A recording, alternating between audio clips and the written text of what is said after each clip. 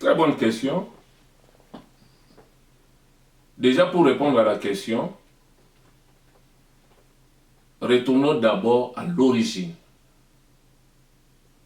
Au niveau de la création, l'homme et la femme ont été créés au même moment.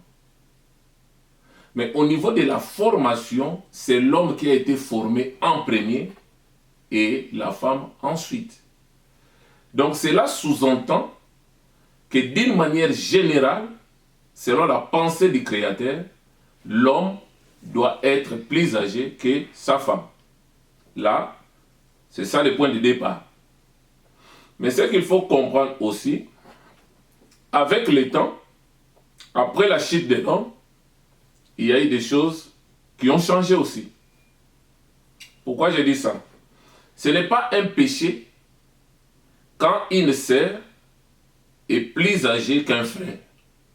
Ce n'est pas un péché. Pourquoi? Parce que si nous retournons dans la parole, je peux prendre l'histoire de Jida avec Tamar. Là, je suis dans Genèse au chapitre 38. À partir du premier verset, vous pouvez prendre jusqu'au verset 14.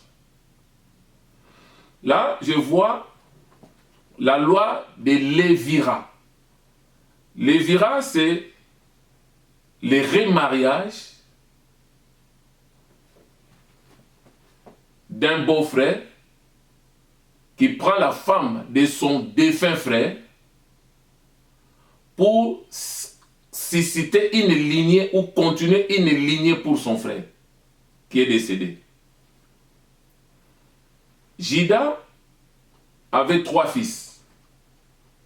Le premier s'appelait Er, le deuxième Onan et le troisième Shelah.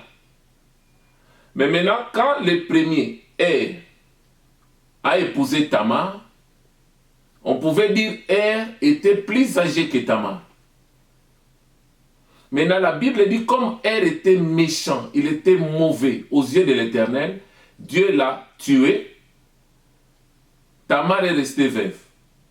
Maintenant, selon la loi de Lévira, le frère du défunt pouvait prendre la femme de son frère pour susciter la postérité. Maintenant, c'était le tour de Onan. Maintenant, quand Onan a pris Tamar, là maintenant, on ne sait pas.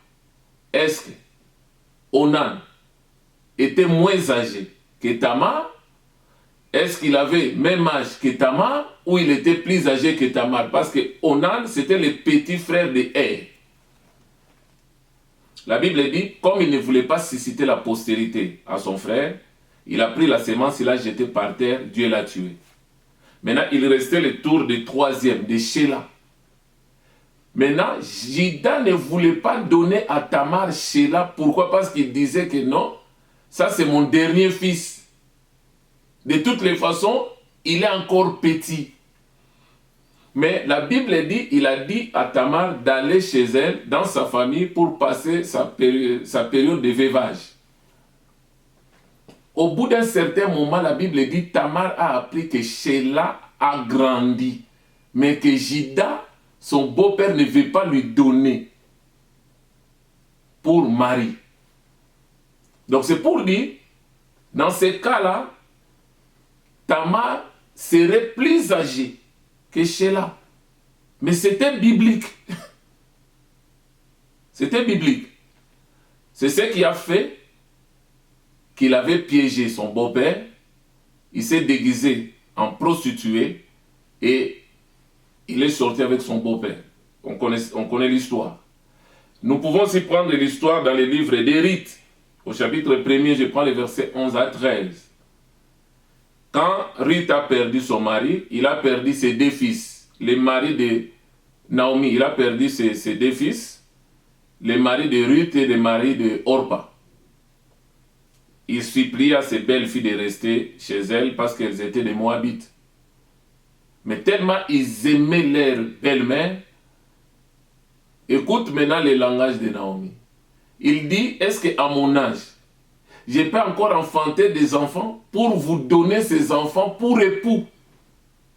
Donc cela revient à dire, à votre âge déjà, Donc, je peux enfanter des garçons, ils vont grandir et ils peuvent devenir vos maris. Donc, à l'époque, c'était vivable, c'est faisable. Donc, bibliquement parlant, nous ne pouvons pas dire que si une sœur est plus âgée qu'un frère, ils ne peuvent pas se marier. Non, ils peuvent se marier. Il n'y a pas de tabou. Mais toutefois, nous devons aussi veiller un peu sur l'écart d'âge. Là, maintenant, ça devient important. C'est-à-dire, tu ne peux pas épouser une femme qui est plus âgée que toi, qui a peut-être l'âge de ta mère. Là, même sur le plan moral, c'est pas bien. Donc, il peut y arriver, le frère est plus âgé que la sœur, même si le frère est plus âgé que la sœur, l'écart d'âge aussi ne doit pas être trop comme étant une fille qui épouse un mari qui a l'âge de son père. Donc c'est un peu juste mesure. Donc il n'y a pas de tabou à ça. Que Dieu vous bénisse.